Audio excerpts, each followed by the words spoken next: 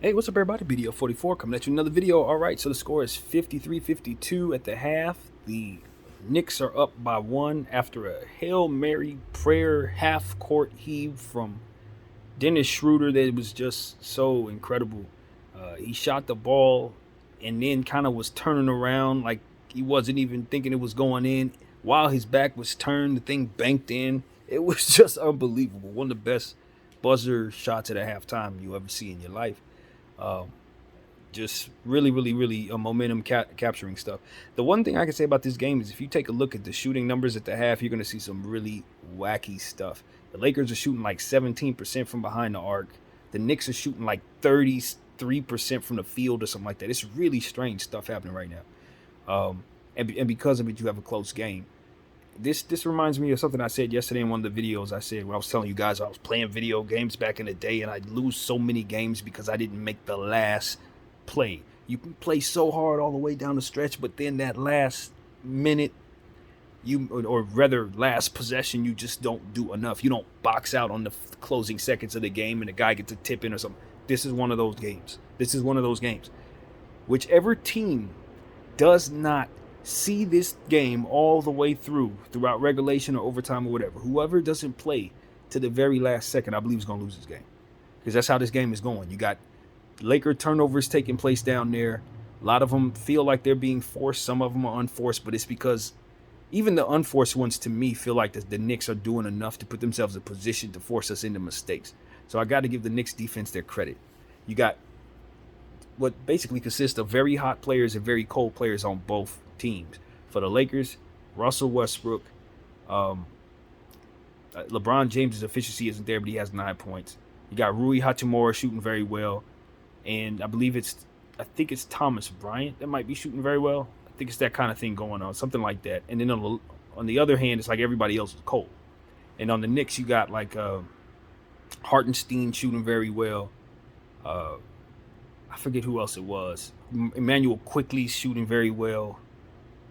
And I think it was maybe another player. I can't remember who it was. But then everybody else is very cold. It's that kind of thing. So it's like, I'm telling you, this is an awkward game.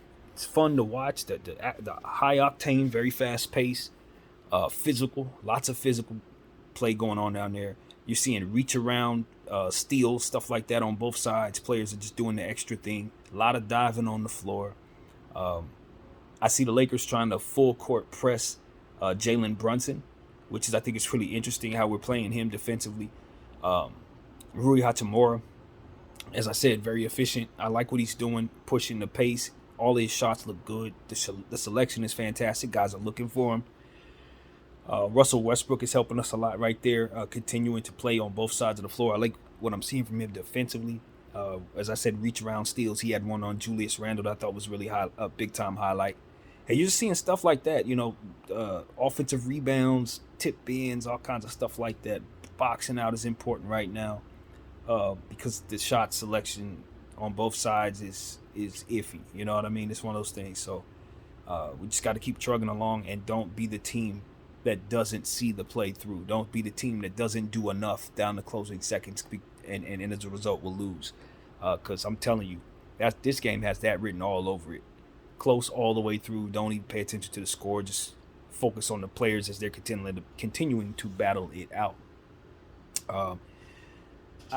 No Patrick Beverly down there. And we saw a lot of Max Christie, and I think it worked out for us. He hit a couple jump shots, got some stops down there.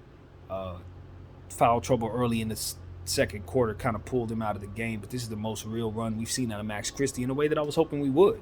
Put him down there with AD and Bron, put him down there with Troy Brown, and see if he can help complement those guys. And I think that we saw some good things. Rui Hachimura looked good in that lineup with Max Christie. This is what I wanted to see. If we're not going to use Wenyen Gabriel, which we should be, then the other side of that is to use Max Christie or Troy Brown. One of those three players should be on the floor at all times for continuity reasons. Also, Isaiah Hartenstein had a situation where he rebounded over AD and Bron in one play down the stretch of this second quarter. And I'm telling you, this is exactly what I was saying to you guys. AD and Bron, legitimate great players. No one will ever argue that. Are they centers? Either one of them? Absolutely not. When you put them on the floor together, do they equal a center? Absolutely not. Every time he puts them down there as the forward and the center, and then slaps us down there with three guards, we're at a disadvantage at the rim. It's not what he thinks it is. Just because AD's a fantastic shot blocker and gets a lot of boards does not mean that he is supposed to be going toe-to-toe with real, true-to-life centers. Same thing with LeBron James. I don't care that we've seen games where they get 20 boards and 17 boards. Not over actual centers. Okay? Not all game long. So when I see Isaiah Hartenstein pushing Bron and AD out the way, rebounding over both of them, I just say that's what it's supposed to do. That's what it shows you on paper. This is why you put a center on the floor with them. Thomas Bryant. I like Thomas Bryant, but golly, he is so awful defensively. And we're seeing that issue again tonight. It's such a headache having a 7-footer down there not defend the rim. And as much as he gives me offensively, I can't do with him what I need to do with him, because every time on the other side, it's a layup line over him. Guys are fouling because they're trying to guard his man. Stuff like that. It's like you're taking away from us more than you actually think you are by not being a good enough defender to hold your own, because you're leaving us at a disadvantage and it's costing us. So that's what I want to say, man. We got to go to Wenyen Gabriel more. We're not using him at all in this first half. I don't like that. And I'll continue to say that for as much as necessary until we see him. Lonnie Walker, we're going to have to work him into the equation a little bit better. Some of the shots aren't really working. Turnovers, stuff like that. A lot of what went wrong was just his timing issues, stuff like that. Dennis Schroeder timing issues, not quite being on point as it pertains to taking care of the basketball. You got to give credit to the Knicks on that one as well for forcing the issue. So this is an effort game. Effort, physicality, pace, you know what I mean? Hustle. If you don't have hustle in the second half of this game, the Knicks will take it from you. It's that simple. They're not shooting all that great, neither are we. But if we do not play just as hard as we did in that first half, the score is going to go lopsided the other way. So it's our hard core play and our effort that's keeping us as close as we are. And I just want to see us be a bit more efficient, and that's where we're going to be all right, I think. So the effort's there. It's addition by subtraction without Patrick Beverley. You can clearly see how the lineups make more sense out there, forcing Darvin Ham to play people that he should have been playing the whole time. And this is what our team will look a lot like. If we don't have Patrick Beverley out there, we're a better basketball club. We are. And some of them stops that you want to get, you're still getting them. You're still getting the same stops, and the offense is a little better. So that's what I'm seeing down there, man. Hopefully our coach will take this as a blueprint for what needs to happen and do what we do this every night. And I think we'll be a much better team. So that's what I got to say, man. Hopefully we can close this one out, get the victory. We really need it.